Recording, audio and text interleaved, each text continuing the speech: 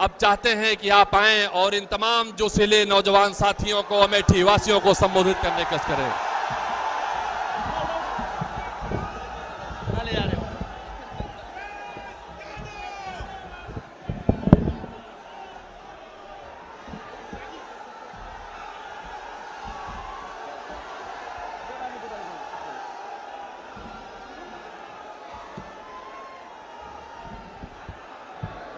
जिले के अध्यक्ष राम उदित यादव जी, हमारे आपके कांग्रेस पार्टी के प्रत्याशी, इंडिया गठबंधन के समर्थन से चुनाव लड़ रहे आदरणीय केएल शर्मा जी, मंच पर उपस्थित प्रियंक हरी विजय तिवारी जी, जैनुल हसन साहब, एजार अहमद साहब, राम सिंह यादव जी, अरशद, विमलेश सरोज जी, चंद्रशेखर यादव, राम सिंह यादव, अनिल जावेद, गुंजन, लईक अहमद साहब, महेंद्र यादव, केडी सरोज जी, मुकेश यादव, सुबैन छोटेलाल, मोहम्मद मुस्लिम से लेकर के यहां पर इस मंच पर कांग्रेस पार्टी के सभी हमारे वरिष्ठ नेता, कांग्रेस पार्टी के सभी पदाधिकारी और इस चुनावी जनसभा में आए हुए सभी हमारे आदरणीय बुजुर्ग, बड़ी संख्या में माताएं बहनें, नौजवान साथी और हमारे सभी जिम्मेदार पत्रकार साथी, मैं सबसे पहले इस धाम पर और इस पवित्र स्थान का सबसे पहले मैं नमन करता हूं। नंद बाबा के स्थान का ये स्थान जहां हमारे लिए और आपके लिए हमेशा हमेशा आशीर्वाद देता रहा है। इस बार के चुनाव में मुझे पूरा भरोसा है कि इस स्थान से जो आशीर्वाद मिल ही रहा है, वहीं हमारी चुनावी जनसभा में उपस्थित सभी लोग इस बार आशीर्वाद देकर के कांग्रेस पार्टी के प्रत्याशी को न केवल जिताएंगे बल्कि ऐतिहासिक वोटों से लोकसभा में भेजने का काम करेंगे।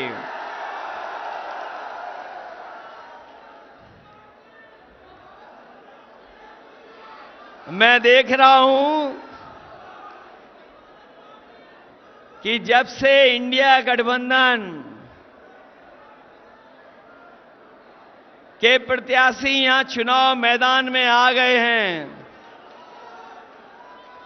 तब से भाजपा ने अपनी पोटली अमेठी से बांध ली है और ये चुनाव ऐतिहासिक चुनाव होने जा रहा है, जहां एक तरफ अमेठी में अभिनय है, दूसरी तरफ हमारे जो कांग्रेस के प्रत्याशी हैं, जो अभिनय के मुकाबले में एक सीधे सादे विनय के रूप में आपके बीच में प्रत्याशी बने हैं, उनके बीच में चुनाव होने जा रहा है। और ये ऐसे व्यक्तित्व के और ऐसे व्यक्ति रहे हैं जिन्होंने अपना पूरा जीवन आपको अपनेपन के भाव से जीत करके आपके साथ हमेशा हमेशा रहे हैं। और मुझे जानकारी हुई है कि अमेठी में सिलेंडर वाले लोग, अमेठी में सिलेंडर वाले लोग अब सरेंडर कर रहे हैं। और मुझे वो समय भी याद है जब अमेठी में मीठी चीनी के लिए कड़वा झूठ बोला गया था।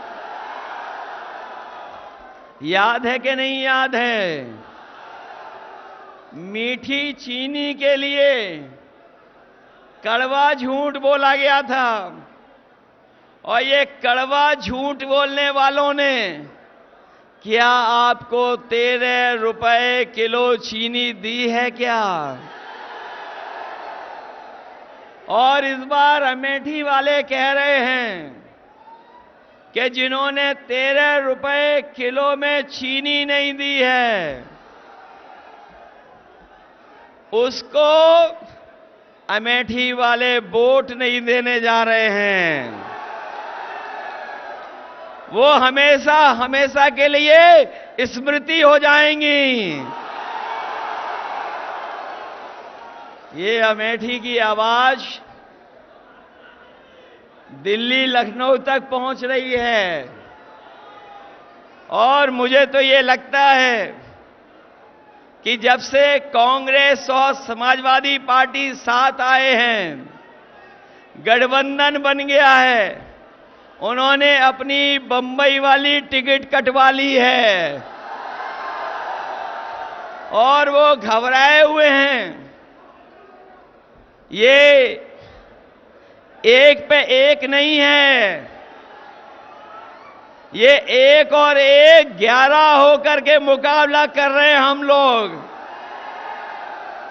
और जब 1 और 1 11 हो गए हैं तो भारतीय जनता पार्टी वाले 9-2-11 हो जाएंगे। बताओ 9-2-11 हो रहे हैं कि नहीं हो रहे हैं? और इन बीजेपी वालों की हर बात झूठी निकली कि नहीं निकली? इनके वादे झूठे थे कि नहीं थे? ये वही भारतीय जनता पार्टी के लोग हैं। याद करना किसान भाइयों, आपको अपने हक, अपनी पैदावार की कीमत के लिए आपको दिल्ली तक में जाकर के धरना देना पड़ा था। किसानों को उन्हें तकलीफ पहुंचाने के लिए इन्होंने सड़कों को बंद कर दिया था, सड़कों पे कीलें लगवा दी थी, ट्रैक्टर को, गाड़ियों को डीजल पेट्रोल नहीं भरने देते थे। लेकिन हम अपने किसानों को बधाई देंगे कि उन्होंने परवाह नहीं की और दिल्ली जाकर के दिल्ली घेर लिया और तब तक बैठे रहे जब तक काले कानून वापस नहीं हो गए। ये काले कानून के बहाने हमारे किसानों की पैदावार को लूटना चाहते थे, उनकी जमीन को कब्जा करना चाहते थे। ये काले कानून तो चले गए हैं, लेकिन अभी हमारे किसानों को जो उनका हक, जो अधिकार मिलना चाहिए था, वो सरकार ने नहीं दिया है। इस बार इंडिया गठबंधन और समाजवादी पार्टी ने तय किया है कि 4 जून के बाद जब सरकार बनेगी तो अपने किसानों को एमएसपी का कानूनी अधिकार दिला करके किसानों को खुशहाल बनाने का काम करेंगे। न केवल खुशहाल बनाएंगे उन्हें, बल्कि उनकी पैदावार से लेकर के अगर हमें किसी भी तरह की उनकी मदद करनी पड़ेगी तो इंडिया गठबंधन और समाजवादी पार्टी और कांग्रेस पार्टी मिलकर के अपने किसानों को सम्मान दिलाने का काम करेंगे। ये नौजवान अभी भूले नहीं है पेपर लीक। क्या आप लोग पेपर लीक भूल गए? कोई परीक्षा इस सरकार में हुई, सब परीक्षाएं रद्द हो गईं और लीक के बाद लीक हुए पेपर, सब पेपर लीक करा दिए। कोई एक पेपर लीक नहीं कराया, 10 से ज्यादा पेपर लीक कराए। और ये paper leak Bharatiya Janata party ने जानबूझ के कराए और इसलिए कराए कि उन्हें नौकरी न देनी पड़ जाए। मैं नौजवानों से कह करके जा रहा हूं, ये केवल आपके नौकरियों से खिलवाड़ नहीं की है इन्होंने आपके भविष्य और 1/3 जीवन से खिलवाड़ की है। इसलिए जहां किसान तैयार है, वहीं हमारा नौजवान भी तैयार है। आप तैयार हो कि नहीं हो?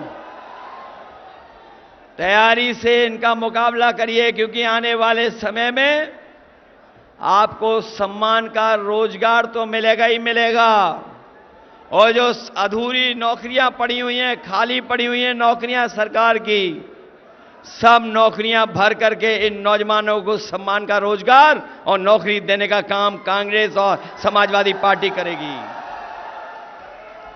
इसलिए आपसे हम निवेदन और अपील करने आए हैं। 4 चरणों का चुनाव खत्म हो चुका है।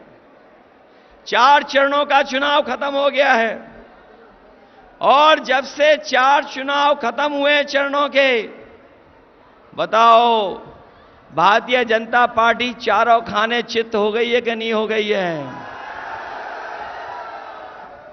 इनका रथ धस नहीं गया है, फंस गया है, अब निकलने वाला नहीं है। बताओ इनका रथ धस गया, फंस गया कि नहीं? और जो लोग 400 पार कह रहे थे, बताओ नारा भूल गए कि नहीं भूल गए? और सही मायने में जनता जानती है 400 पार का मतलब हुआ, ये 400 पार जो नारा दे रहे थे, ये भूल गए नारा के नहीं? और ये 400 पार इसलिए दे रहे थे क्योंकि 543 लोकसभा में ये 400 नहीं जीत रहे हैं, 400 पार, इसका मतलब 143 सीटें केवल जीत रहे हैं। ये जो 400 पार वाला नारा दे रहे थे, वो 400 के बाद जितनी सीटें हैं उतनी जीतने की बात कह रहे थे। अगर लोकसभा में 543 सीटें हैं तो 400 हटा दोगे तो कितनी सीटें बची? 143। लेकिन देश की जनता ने तय कर लिया है, 140 करोड़ की जनता ने तय कर लिया है कि इस बार बीजेपी वालों को 140 सीटों के लिए भी तरसा देंगे। बताओ ये संविधान बदलना चाहते हैं कि नहीं बदलना चाहते हैं? ये संविधान बदल करके हमारे आपके हक को छीनना चाहते हैं। ये हमारे आपके अधिकारों को छीनना चाहते हैं। जो लोग संविधान बदलने को निकले हैं, उन्हें बताओ बदल दोगे कि नहीं बदल दोगे? बदलोगे कि नहीं? आप लोग घबरा तो नहीं जाओगे? डर तो नहीं जाओगे? अपने बूथ पे तो पहुंच जाओगे ना? सोचिए कभी हमारे साथियों, आपने कभी सोचा कि जो इन्हें सबसे बुरे लगते थे लोग, कभी सोचना जाकर के बीजेपी वालों को जो लोग सबसे बुरे दिखते थे, आज बताओ उनसे झुक करके सहयोग और मदद मांग रहे हैं कि नहीं मांग रहे हैं? ये हमारे पिछड़े समाज के लोग क्या पिछड़े रह जाओगे? क्या आपको समझ में नहीं आ रहा? क्या आ रहा है समझ में सब कुछ के नहीं आ रहा है? बताओ बीजेपी वालों ने कितना बदनाम किया था समाजवादियों को, याद है कि नहीं याद है? और आज उनके सामने ये झुक गए कि नहीं झुक गए? क्या मुझे नाम लेना पड़ेगा कि जिनके सामने झुक गए ये? आप बात समझ गए कि नहीं समझ गए? जो हमारे विधायक थे उनके सामने झुक गए कि नहीं झुक गए? बताओ उन्हें झूठा फंसाया कि नहीं फंसाया? उन्हें झूठा फंसाया, और आज जब खुद फंस गए तो जाकर के उनके सामने झुक गए जाकर के। बताओ झूठा फंसाया, और आज जब खुद फंस गए जब खुद फंस गए तो बताओ झुक गए कि नहीं झुक गए? और दूसरा आदमी तो बड़ा कमाल का है, एक और है जो हाल में हमें धोखा देके गया है। उसे पहचानते हो कि नहीं पहचानते हो?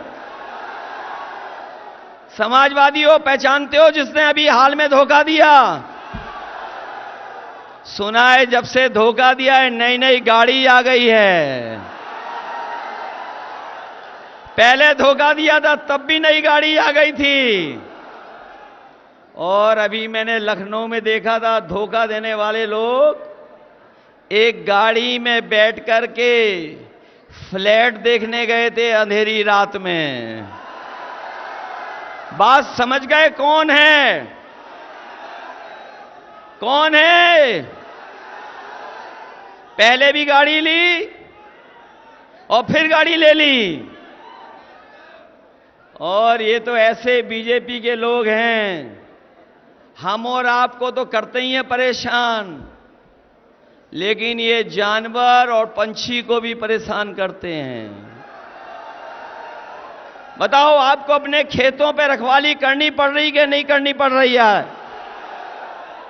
और खेतों की रखवाली के लिए देश के क्योटो के सांसद जी ने कहा था, क्योटो जानते हो कौन सा शहर है? काशी का नाम नया क्योटो। उन्होंने कहा था कि ये खुला जानवर की समस्या की समाधान हो जाएगा। बताओ, हर दिन जान जा रही कि नहीं जा रही है? न केवल जान जा रही है, बल्कि हमारे किसानों को अपने खेतों की रखवाली करनी पड़ रही है। रखवाली करनी पड़ रही कि नहीं पड़ रही? और एक हमारे साथी ने सारस से दोस्ती कर ली थी। सोचो, हम समाजवादी लोग हैं, हम लोग जितना इंसान से प्यार करते हैं उतना ही पेड़ पंछियों से भी प्यार करते हैं। बताओ, सारस से दोस्ती कर ली, बताओ उसे पकड़ करके ले गई कि नहीं ले गई? ये लोग, इन्होंने परेशान किया था कि नहीं किया था? इसलिए इनको सजा देने का काम करना, और सजा इसलिए भी देना कि इन्होंने बोरी से चोरी की है। बोरी सी की चोरी याद है आपको? पहले कितने किलो चोरी की और आज कितने किलो चोरी हो गई?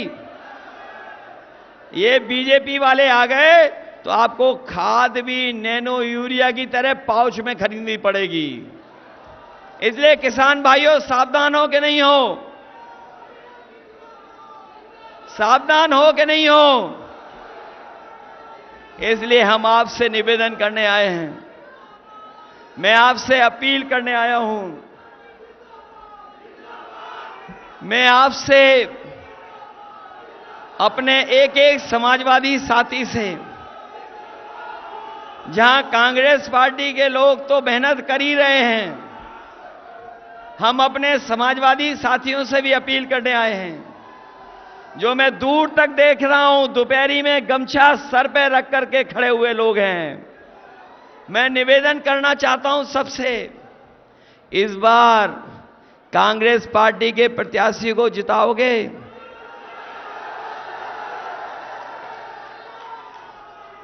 ये बूथ लूटें और नोट का धोखा दें तो घबराओगे तो नहीं ना? इस बार सिलेंडर वाले भाग रहे हैं कि नहीं भाग रहे हैं? और जो झूठ बोल करके आपको जा रहे हैं उन्हें विदा कर दोगे कि नहीं कर दोगे? इसलिए अपने सभी समाजवादी साथियों से मैं अपील करना चाहता हूं कि ये चुनाव देश के भविष्य का चुनाव है, हमारे आपके भविष्य का तो है ही है, आने वाली पीढ़ी के भविष्य का चुनाव भी है। संविधान को बचाने का चुनाव है, लोकतंत्र को बचाने का चुनाव है, अपने किसान, माताएं, बहनें, नौजवानों को सम्मान दिलाने का चुनाव है। इसमें आप लोग मदद करना, मदद करोगे सब लोग? ये मान लूं कि के.एस. शर्मा जी वोटों से जीत के जा रहे हैं, लाखों वोटों से जीतेंगे। महंगाई याद रखोगे? खाद की बोरी की चोरी याद रखोगे? बताओ आपकी मोटरसाइकिल कितनी महंगी हो गई है। पहले कितने की आती थी मोटरसाइकिल? पहले कितने की मोटरसाइकिल आती थी और आज कितने की आ रही है? महंगा कर दिया कि नहीं कर दी? बताओ, हमारी 1,000 रुपए की साइकिल आती थी, बताओ आज कितने रुपए की हो गई? साइकिल महंगी हो गई कि नहीं? महंगाई याद रखना, बेरोजगारी याद रखना। इन्होंने अमेठी का नाम डुबाया है और यहां लोग बैठे लोग अमेठी का नाम सम्मान को लेकर के सम्मान बढ़ाने का काम करेंगे।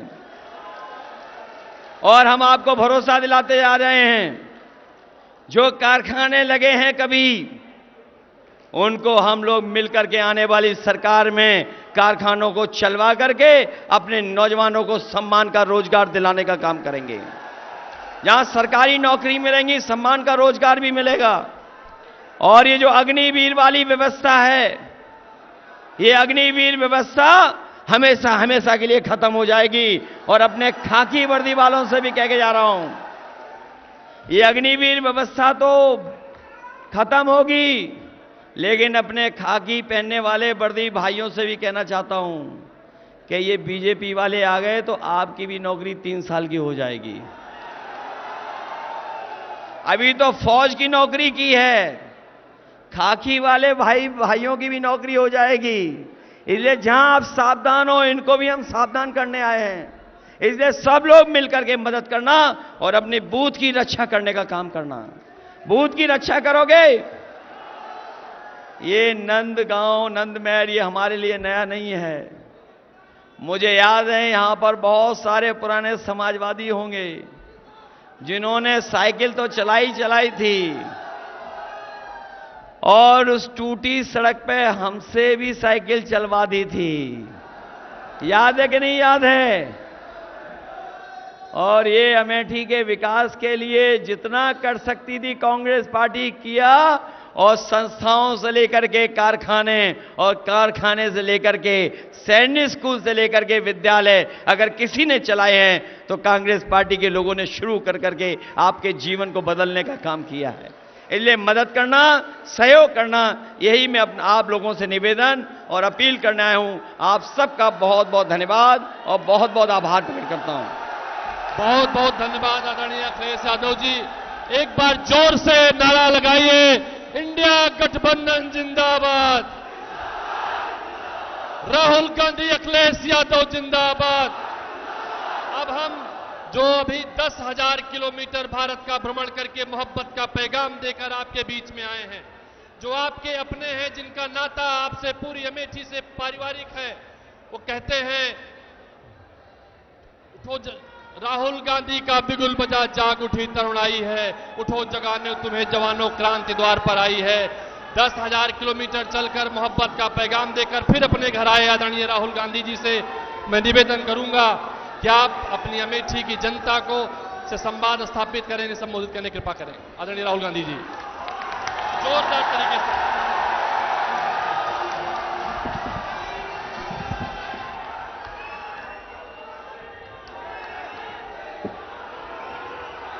नमस्कार।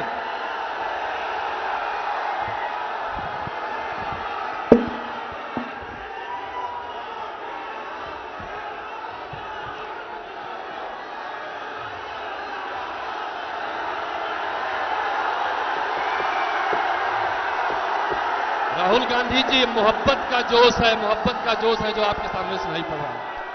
अखिलेश यादव जी, केसी वेणुगोपाल जी, अविनाश पांडे जी, अशोक गहलोत जी, सुनील सिंह जी, प्रदीप सिंगल जी, रामोदित यादव जी और हमारे candidate Kishori Lal Sharma ji, India alliance के सीनियर वरिष्ठ नेता जो स्टेज पे हैं, हमारे कांग्रेस पार्टी के प्यारे कार्यकर्ता, इंडिया गठबंधन के प्यारे कार्यकर्ता, भाइयों और बहनों, प्रेस के हमारे मित्रों, आप सबका यहां बहुत बहुत स्वागत, नमस्कार।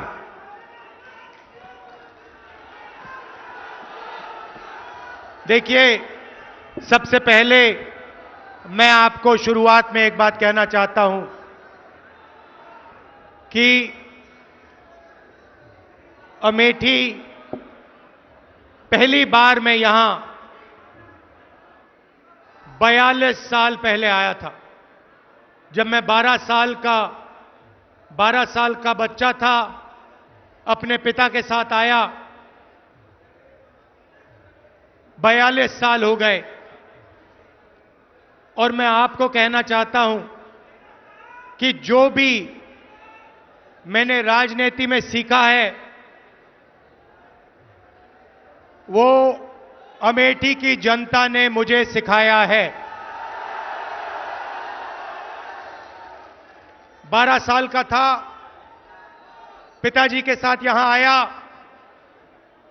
उस समय यहां पे सड़कें नहीं थी, ऊसर जमीन थी, कोई विकास नहीं था और मैंने अपने आंखों से अमेठी का और मेरे पिता का जो रिश्ता था, जो प्यार था, जो मोहब्बत थी, मैंने अपने आंखों से देखी और वही मेरी भी राजनीति है।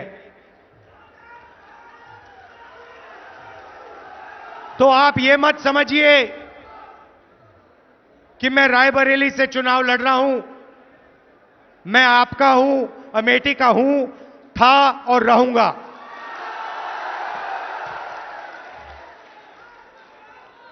भाइयों और बहनों, चुनाव 2024 का चुनाव अलग चुनाव है।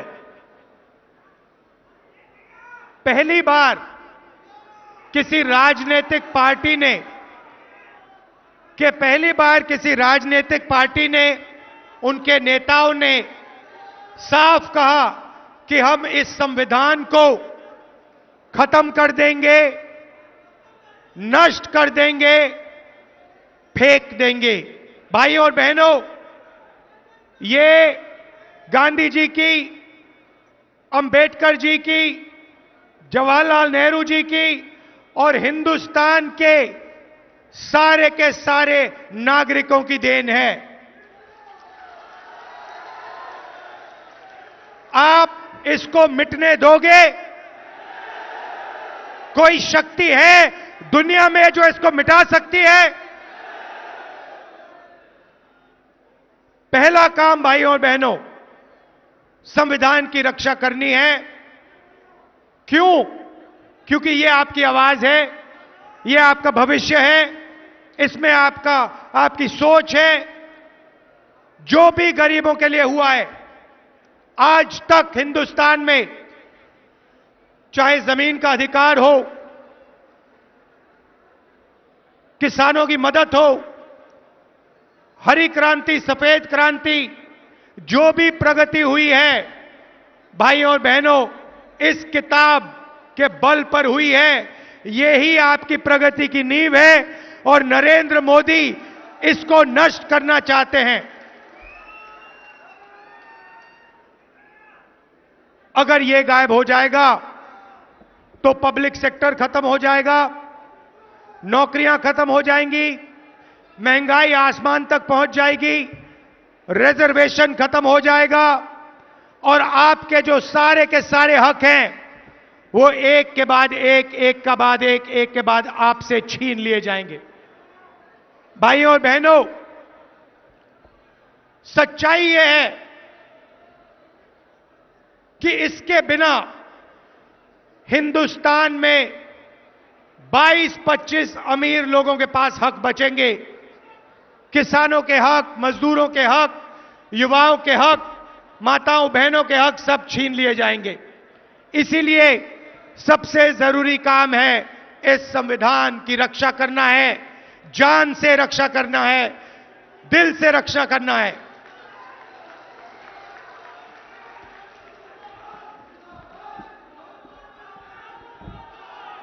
कुछ दिन पहले, पता नहीं आपने देखा नहीं देखा, कुछ दिन पहले नरेंद्र मोदी के आजकल बहुत इंटरव्यू चल रहे हैं, मीडिया वालों से इंटरव्यू कर रहे हैं, वही गोदी मीडिया वालों से, मोदी मीडिया वालों से। भाइयों और बहनों, ये मीडिया वाले जो हैं, ये आपके नहीं हैं, ये हमारे नहीं हैं, ये अदानी अंबानी के हैं, ये नरेंद्र मोदी के हैं। आपने कभी मीडिया में किसान की बात सुनी है, मजदूर की सुनी है, बेरोजगारी, महंगाई कभी सुनी है मीडिया में? नहीं। तो नरेंद्र मोदी जी को आजकल इंटरव्यू कराया जा रहा है, कमरे में बैठाते हैं, 2-3 गोदी मीडिया वालों को साइड में बैठाते हैं, वहां टेलीप्रॉम्प्टर तो है नहीं, टेलीप्रॉम्प्टर तो रहे नहीं। किसी ने मुझे एक इंटरव्यू भेजा, उसमें पत्रकार कहता है नरेंद्र मोदी जी से कि नरेंद्र मोदी जी, एक बड़ा इकोनॉमिस्ट है, उसने कहा कि हिंदुस्तान में अमीर बढ़ते जा रहे हैं, चुने हुए लोग और अमीर होते जा रहे हैं और गरीब लोग गरीब होते जा रहे हैं। पत्रकार ने नरेंद्र मोदी जी से पूछा कि आप इसके बारे में क्या सोचते हो कि अमीर अमीर होते जा रहे हैं और गरीब गरीब होते जा रहे हैं, इसके बारे में आप क्या सोचते हो? नरेंद्र मोदी जी का जवाब आता है, अकड़ के बोलते हैं, क्या सबको एक जैसा बना देना चाहिए? नरेंद्र मोदी जी चाहते हैं कि देश में अमीर लोग 22-25 लोग अमीर रहे और गरीब लोग गरीब रहे। भाइयों और बहनों, नरेंद्र मोदी जी ने 16 लाख करोड़ रुपया 22 लोगों का कर्जा माफ किया है। 22 लोगों का 16 लाख करोड़ रुपया, 16 लाख करोड़ रुपया मतलब 24 साल का मनरेगा का पैसा नरेंद्र मोदी जी ने 22 लोगों के जेब में डाल दिया। हमने कर्जा माफी की थी 70,000 करोड़ रुपए की। नरेंद्र मोदी जी ने 24 साल अगर कर्जा माफी हो तो उतना पैसा नरेंद्र मोदी जी ने 22 लोगों का कर्जा माफ किया है। अब सवाल उठता है कि कांग्रेस पार्टी और इंडिया गठबंधन क्या करेगी। मैं आपको आज अमेठी की जनता को, माताओं बहनों को यह बताने आया हूं, भाइयों और बहनों, अगर वो 22 अरबपति बना सकते हैं तो हम लोग, खारगे जी, राहुल गांधी, अखिलेश यादव, हम करोड़ों लाखपति बना सकते हैं। अमेठी के गरीब लोगों से कह रहा हूं, अच्छी तरह सुनिए। 4 जून अमेठी के सारे गरीब लोगों की लिस्ट बनेगी। उत्तर प्रदेश के गरीब लोगों की लिस्ट बनेगी। हर प्रदेश के गरीब लोगों की लिस्ट बनेगी 4 जून। अभी ताली मत बजाओ, अभी मैंने बात बोली नहीं। 4 जून लिस्ट बनेगी। हर गरीब परिवार में से, अमेठी के हर गरीब परिवार में से एक महिला का नाम चुना जाएगा। एक महिला का नाम अमेठी के हर गरीब परिवार में से चुनी जाएगी। वैसे ही जैसे अमेठी में होगा वैसे पूरे हिंदुस्तान में होगा। और फिर 5 जून को हम कानून बना देंगे। भाइयों और बहनों, अमेठी के हर गरीब परिवार में एक महिला चुनी जाएगी। उसके बैंक अकाउंट में साल का 10,000 नए, 50 नए, 70,000 नए, 80 नए, 90 नहीं, साल का 1 लाख रुपया बैंक अकाउंट के अंदर।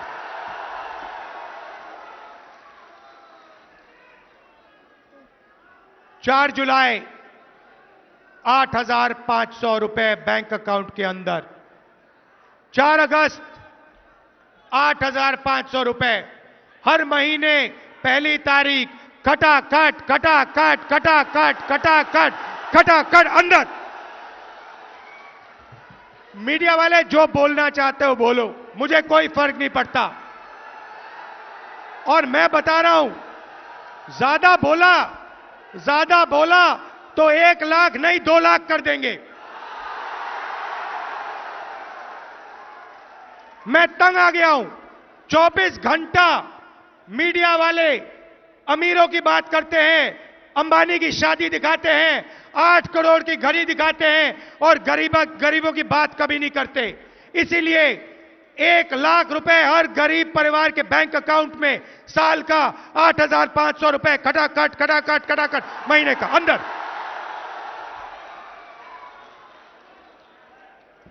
नरेंद्र मोदी जी ने किसानों का कर्जा माफ नहीं किया।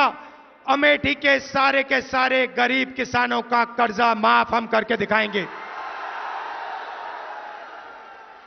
अमेठी में, उत्तर प्रदेश में आपको सही दाम नहीं मिलता। किसानों को अनाज के लिए, शुगर केन के लिए, आलू के लिए, गन्ने के लिए सही दाम नहीं मिलता। मार्केट में जाओ, कुछ भी खरीदो, उसका सही दाम मिलता है। चिप्स का पैकेट खरीदो, उस पे प्राइस लिखी होती है। मगर जब किसान अपनी मेहनत का अनाज, शुगर केन बेचना चाहता है तो उसे कहा जाता है भैया तुम्हें सही पैसे नहीं मिलेंगे, सही दाम नहीं मिलेगा। इसीलिए अमेठी के सारे किसानों, अच्छी तरह सुनो, 4 जून के बाद कानूनी मिनिमम सपोर्ट प्राइस आपको मिलेगी।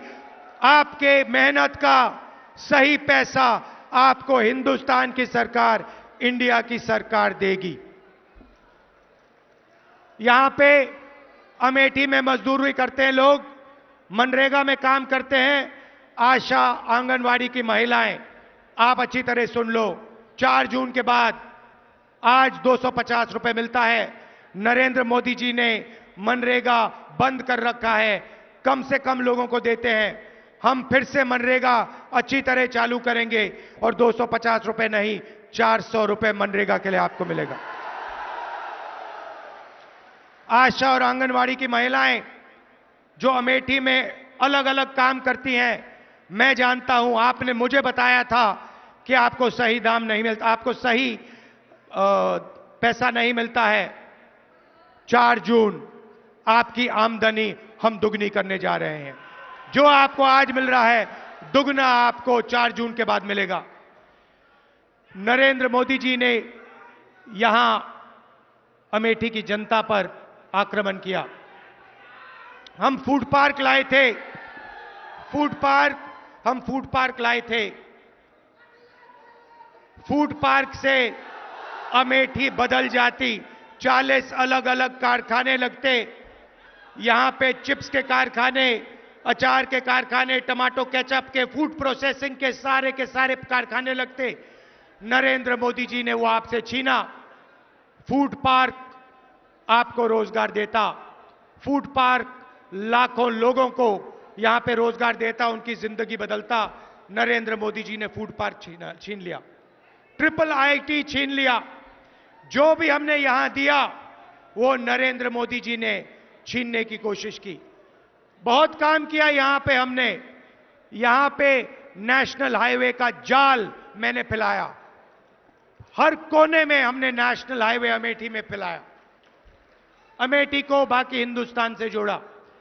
पेट्रोलियम इंस्टीट्यूट, राष्ट्रोड़ान academy, HAL, BHEL, CRPF training camp,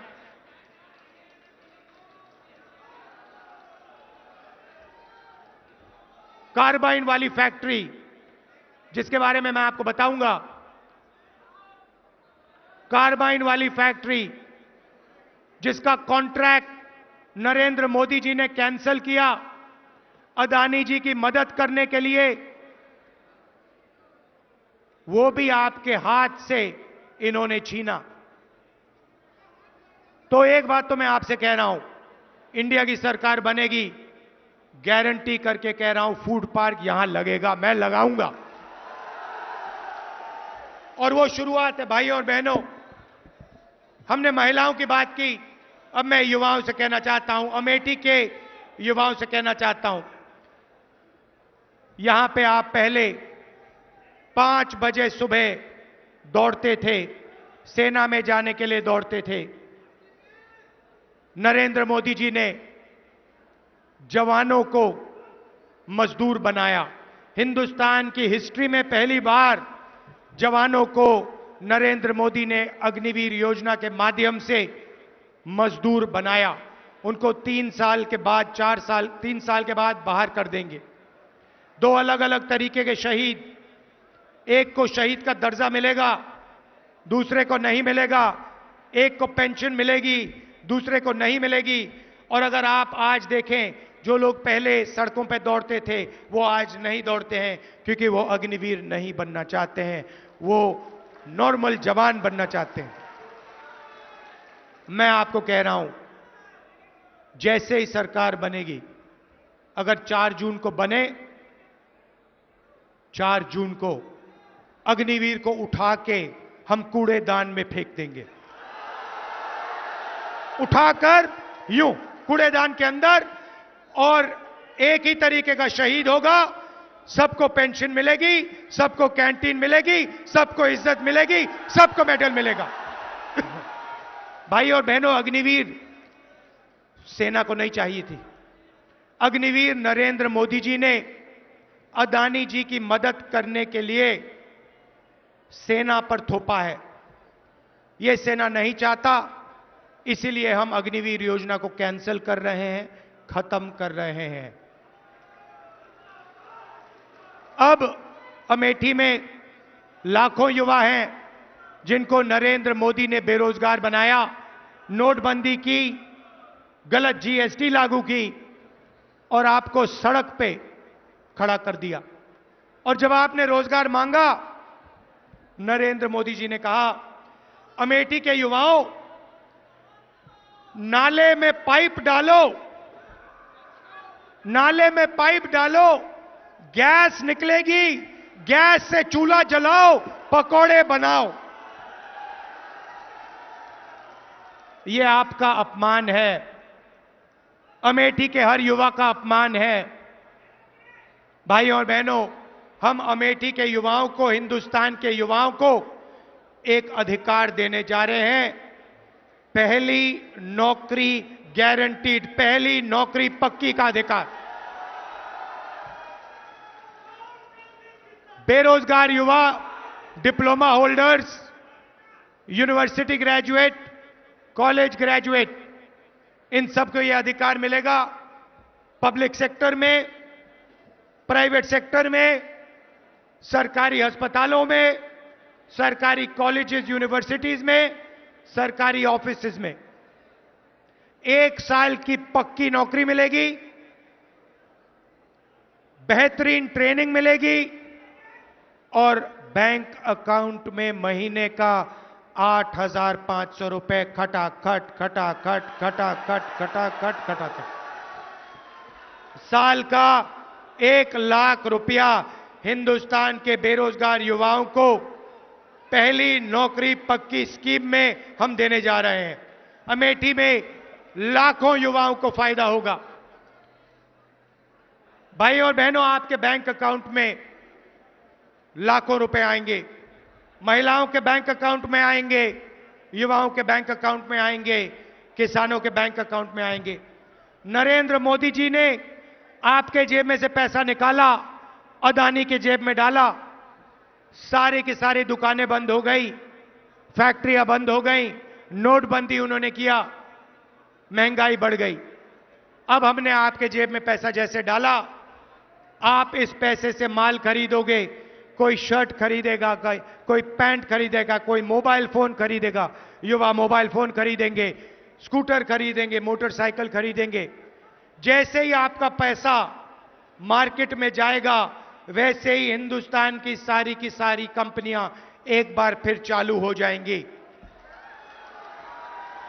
और उन्हीं कंपनियों में हिंदुस्तान के करोड़ों युवाओं को रोजगार मिलेगा। और हमने पहली नौकरी पक्की स्कीम में उनकी ट्रेनिंग, 1 साल की ट्रेनिंग भी करवा दी। तो एक प्रकार से हम हिंदुस्तान की अर्थव्यवस्था को जंप स्टार्ट कर रहे हैं। जैसे मोटरसाइकिल इंजन में पेट्रोल डाला जाता है, वैसे ही हम आपके जेब में पैसा डालकर हिंदुस्तान की अर्थव्यवस्था में पेट्रोल डाल रहे हैं, जंप स्टार्ट करने की तैयारी कर रहे हैं। भाइयों और बहनों, एक बात मैं आपसे कहना चाहता हूं। देखिए, किशोरी लाल शर्मा जी, किशोरी जी यहां आइए। ये आपके लिए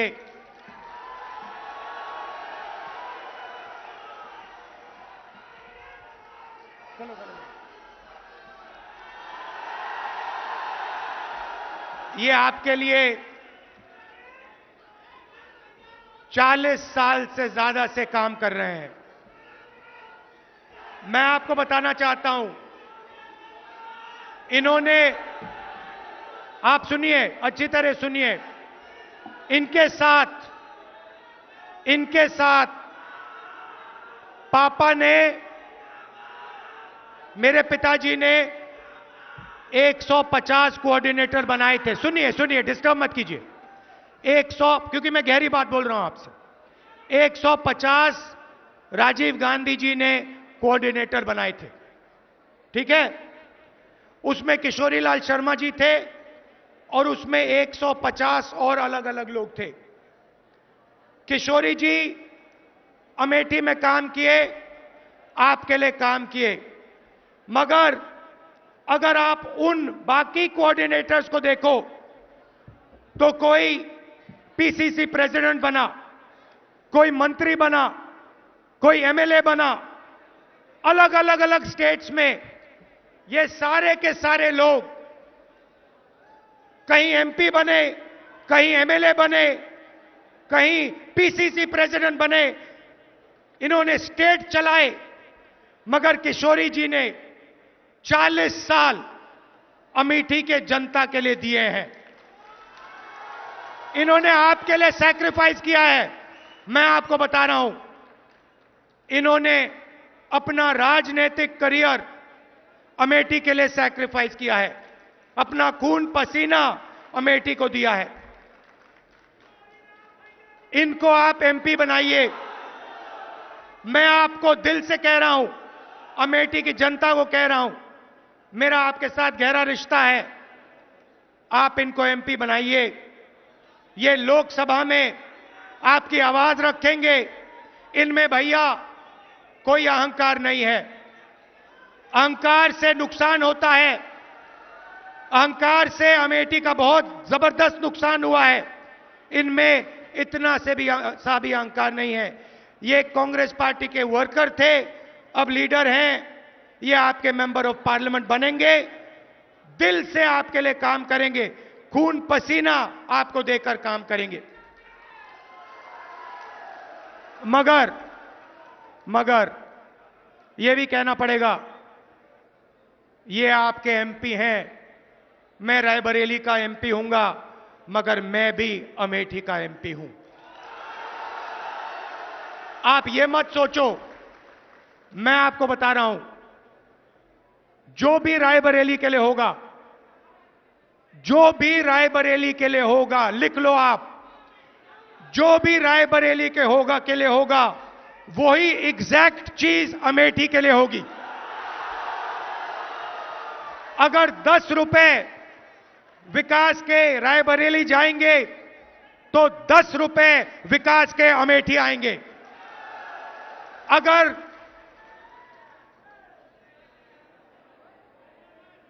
500 करोड़ आए, 1000 करोड़ आए, हाईवे आए, इंफ्रास्ट्रक्चर आए, पुल आए, जो भी आएगा, राहुल गांधी आपको वायदा कर रहा है, जो भी रायबरेली में आएगा उतना ही अमेठी में आएगा। यह मैं आपसे कहना चाहता था। दिल से मैं जुड़ा हूं, दिल से मैं जुड़ा हूं। मैं आपका हूं और जो भी आप मुझसे चाहेंगे, जो भी आप मुझसे चाहेंगे, हमारी सरकार बनेगी, आपको मिलेगा। मैं दिल से आपको कह रहा हूं। बीजेपी ने भाइयों और बहनों अमेठी का नुकसान किया है, आपसे फुटपाथ छीना, ये जो AK-47 की फैक्ट्री थी उसका कॉन्ट्रैक्ट छीना, पब्लिक सेक्टर की जो फैक्ट्री थी उनको प्राइवेटाइज कर रहे हैं, रेलवे को प्राइवेटाइज कर रहे हैं, आरक्षण छीनने की कोशिश कर रहे हैं, कॉन्स्टिट्यूशन को रद्द करने की कोशिश कर रहे हैं। वो सब है, मगर अमेठी को इन्होंने नुकसान पहुंचाया है, आपकी इमेज पर नुकसान पहुंचाया है। हम चाहते हैं कि अमेठी चमकता हुआ सितारा हो, पूरी दुनिया में आपका नाम हो, और जो पहले विकास होता था वही विकास एक बार फिर अमेठी में हो। फुटपाथ छीन लिया,